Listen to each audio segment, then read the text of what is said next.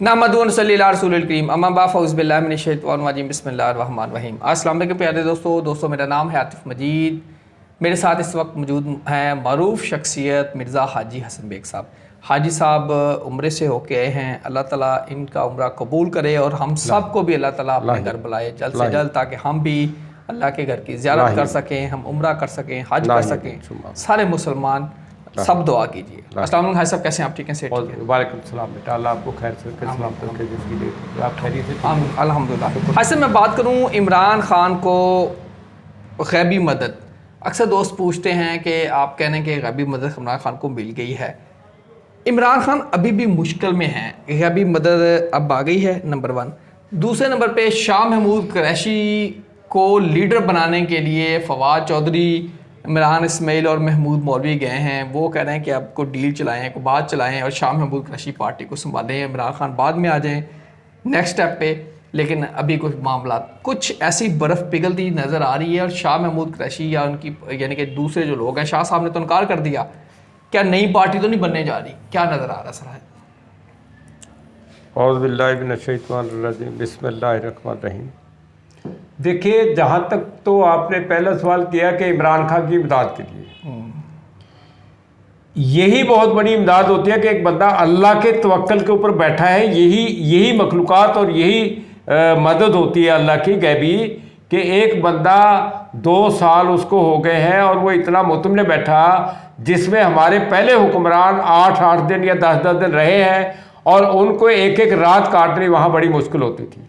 उसका अल्लाह के ऊपर उसका इतना यकीन और एतकाद है कि वो बिल्कुल मुतमिन होकर वहाँ बैठा हुआ, उसको कोई किसी तरह का फिक्र नहीं है। ये अल्लाह की इमदाद है और अल्लाह की रहमत है और अल्लाह का करम है। अल्लाह ने उसको कुछ दिखाया हुआ है तो वो सब्र से बैठा है। अगर ना अल्लाह ताला उसको सब्र दे तो किसी बंदे को सब्र नहीं आ सकता जेल के अंदर, चाहे कोई भी हो। कोई शक नहीं। अच्छा साहब, आपने लास्ट टाइम मुझे बताया था कि आपको मखलूक़ात कुछ नज़र आई पीटीआई के जलसों के अंदर, फिर आपने बात की, उन्होंने कहा जी पीटीआई का ऐसा होगा कि आप देखेंगे। और हमने देखा जब 8 फरवरी का इलेक्शन हुआ, कोई जलसा नहीं, कोई पोस्टर नहीं, कोई कैंपेन नहीं, लेकिन जब वोट निकले फिर वोट, ये सारा क्या मखलूक़ात का था या क्या था? औज़ु बिल्लाहि मिनश शैतानिर रजीम। नहीं बेटा, देखो, वोट तो लोगों ने पाए हैं, मखलूक़ात तो दुआ करती है अल्लाह ताला से। जब किसी के लिए अल्लाह राज़ी होता तो उसके लिए मखलूक़ात दुआ करती है और उनके जलसों में, उनके आमीन में शामिल होते हैं। तो अब तो कोई ऐसा जलसा कहीं पीटीआई का या किसी का, नून लीग का तो खैर होता ही नहीं, बेचारों को अल्लाह इनको ज़िंदगी दे, ठीक है, नहीं बात है। लेकिन पीटीआई का कोई जलसा ऐसा उसके बाद हुआ नहीं। जब मीनार पाकिस्तान पे हुआ था, उसके बाद एक बार यहाँ पे भी ये लिबर्टी में हुआ था, तो उसमें मैंने देखा, उसके बाद तो कोई ऐसा जलसा इनका होने ही नहीं दिया। अच्छा, ये जलसा पीटीआई ने करने की कोशिश अगर की है तो वो कामयाब नहीं हो पाया इमरान खान के अलावा, इसकी क्या वजह? भाई इसकी वजह ये है ना कि इमरान खान जैसे मुखलिस लोग नहीं है इनके आगे, जो लीडर जो करते हैं वो सिर्फ अपने आप को चमकाने के लिए कोशिश करते हैं। वैसे मुखलिस उस तरीके से नहीं है जैसे इमरान खान मुखलिस आदमी है। देखो, अच्छा, अभी शाह महमूद कुरैशी वाला मामला सर किस तरह देख रहे हैं आप? शाह महमूद कुरैशी वाला मामला मैंने तो कभी भी नहीं देखा। जब अंदर था उसी टाइम मैंने 1-2 दफ़ा देखा कि जरा अपने आप को जो है ना, यानी फ्रंट पे लेके आना चाह रहा था, लेकिन वो अल्लाह की जात का शुक्र है नहीं लेकर आ सका है और ना ही कोई ला सकेगा। पीटीआई का कोई बंदा जो भी है ना, जो गद्दारी करेगा वो खुद अपने नाम से चला जाएगा, पीटीआई से चला जाएगा और सियासत से भी चला जाएगा। पहले भी जो लोग पीटीआई को छोड़ के गए हैं वो सियासत से भी चले गए और अपने अहकामात और अपने मर्तबे से ख़त्म हो गए हैं। अच्छा साहब, अब फवाद चौधरी, महमूद मौलवी, 4-5 लोग कोशिश कर रहे हैं कि मज़ाकरात किए जाएं, यानी कि पीटी इनको ओन नहीं कर रही, पीटी आपस में लड़ रही है, तो ये लोग कह रहे हैं कि हम यानी कि बात चला सकते हैं और सारा करेंगे भी, और लेकिन ये है उसके लिए शर्त ये है कि इमरान खान को कुछ अर्सा थोड़ा सा खामोश होना पड़ेगा, अपने अंदर थोड़ी सी नरमी लेके आनी पड़ेगी। ये आपको ऐसा नज़र आ रहा है? नहीं बेटा, मेरे को ऐसी कोई बात नज़र नहीं आई है। और रहे ये फवाद चौधरी वगैरह सारे के सारे जब छोड़ के गए हैं तो इस हालात पे आए हैं। अगर पीटीआई को छोड़ कर ना जाते, चलो किसी जलसे में ना जाते, जुलूस में ना जाते, अंदर ना होते, लेकिन कम से कम ये ऐलान तो ना करते कि ऐसी पीटीआई छड़ दी है। जब ऐलान पीटीआई छड़ना करता तो उसके बाद खत्म हो गए। अब जो मर्जी, अब ये जिस भी पार्टी में जाएगा तरले ही करेंगे, लेकिन पार्टी में कामयाब नहीं होंगे। बात इनकी वापसी नजर आ रही है फवाद चौधरी वगैरह? नहीं, अल्लाह का शुक्र है, कोई ऐसी बात इमरान खान इनको किसी को कबूल करेगा? नहीं, सवाल ही पैदा नहीं होता है। हाजी साहब अगर मैं आपसे बात करूं, शाह महमूद कुरैशी हो गए, परवेज़ तो वैसे खामोश हैं, कोई इस तरह एक्टिव नहीं है। ये शाह महमूद कुरैशी हो गए, परवेज़ लाई हो गए, महमूद रशीद हो गए, जाज चौधरी हो गए, यास्मीन राशिद साहबा हो गई, ये जो जेल के अंदर है उनकी कोई रिहाई नज़र आ रही?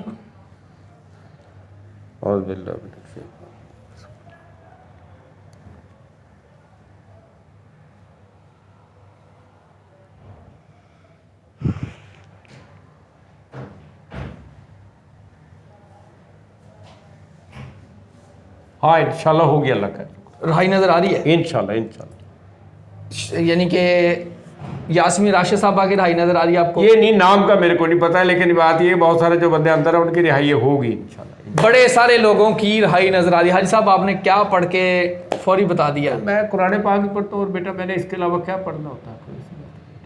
आपको कुछ चीज़ नज़र आई है? आई तो मैंने आपको बता दी बेटा, आपने फौरी से कह दिया रिहाई नज़र आ रही है। बिल्कुल। हाँ साहब, इमरान खान के बारे में ज़रा आप ट्राई करके देखें ज़रा। नहीं बेटा, वो फिर से ठीक है। हाजी साहब को रिहाई नज़र आ रही है, यास्मीन राशिद साहबा की, उमर सरफराज चीमा साहब की, एजाज चौधरी साहब की, महमूद रशीद साहब की, जो लोग अंदर हैं उनकी रिहाई के इम्कानात बहुत जल्दी बन जाएंगे। बस बहुत जल्दी जो लोग हैं, हाजी साहब नाम नहीं ले रहे लेकिन मैंने नाम ले दिए हैं। बहरहाल जी बहुत जल्द हाजी साहब को इंशाल्लाह उन लोगों की रिहाई नज़र आ रही है। हाजी साहब पीटीआई का जो आपस में लड़ाइयाँ मामला ये कैसे चलते देख रहे हैं आप? बेटा वो कहते ने जिन्हां दे मर जाण बादशाह उन्हां दे रुलदे फिरन वजीर, ते ये जड़ा ना इमरान खान अंदर है तो आपस अपने वो खाबियां वास्ते लड़ते ने। जिस दिन इमरान खान बाहर आ गए ना सारे झक वांगण बह जाएंगे। ये बड़ा पॉइंट हाजी साहब ने किया कि जिन्हां दे मर जाण बादशाह रुलदे फिन उन्हां दे वजीर देखें। अगर आप वजीर थे फवाद चौधरी, वजीर थे बड़े लोग, क्यानी साहब, जहांगीर तरीन साहब, यहाँ एक लंबी लाइन है, सारे वजीर थे। और वो अब आप देखें हाशिम डोगर साहब थे, कौन कौन मैं किस किस का नाम लूँ, आमिर क्यानी साहब थे, ये सारे वजीर थे। बादशाह अंदर हुआ तो सारे वजीर रुल रहे हैं, सारे वजीरों को कोई सर दर नहीं मिल रहा जिस दर पे जाके इनके कर लें। ये बड़े पते की बात है, इस बात को लड़ बांध लेना चाहिए। खान हाजी साहब यही घर के सरबराहों का मामला है, यही घर के सरबराहों का मामला है। घर में भी ऐसे होता है और कुछ जो है ना ऐसी चीज़ें अल्लाह तबारक की तरफ से होती हैं। कुछ घर के निज़ाम को बिगाड़ने के लिए औरत का सबसे बड़ा किरदार होता है, और घर के हालात को सही चलाने के लिए भी औरत का सबसे बड़ा किरदार होता है। कोई शक, जिस घर का शराजा बिखरेगा उस घर की औरत में कोई ना कोई खामी जरूर होगी, और जिस घर का सही तरीके से शराजा चलेगा उस घर की औरत का कोई ख़ानदानी अंश जरूर होता है। कोई शक नहीं, उसके अंदर कोई ना कोई ऐसी चीज़। मैं कहता हूँ वो गुर्बत के अंदर भी जो है ना अपने आप को यानी गुर्बत नज़र नहीं आने देती है। यही जी घर के सरबराह और घर का माहौल है, और यही सियासत का है। मरजान जिन्हां दे बादशाह रुलदे फिरन वजीर, ये खाजी साहब का बड़ा पॉइंट है। ये इस पॉइंट पे आप अपनी ज़िंदगी के इर्द गिर्द गौर कीजिए, मुहासबा कीजिए। जो सियासत में हमने देखा या जो लीडर में देखा, बड़े बड़े इदारों में देखा, कोई एक जो मेन हेड था वो साइड पे हुआ, आगे औलाद की लड़ाई शुरू होगी, घर के अंदर लड़ाई चल पड़ी। और औरत के बारे में हाजी साहब ने क्या बात खूब की है, इसमें कोई शक नहीं है। माएँ बहनें सारी देख रही हैं, सुन रही हैं। अपने घर को संभालना आपका काम है। आप जब आज आप बहू के रूप में आई हैं, कल को आपने माँ बनना है।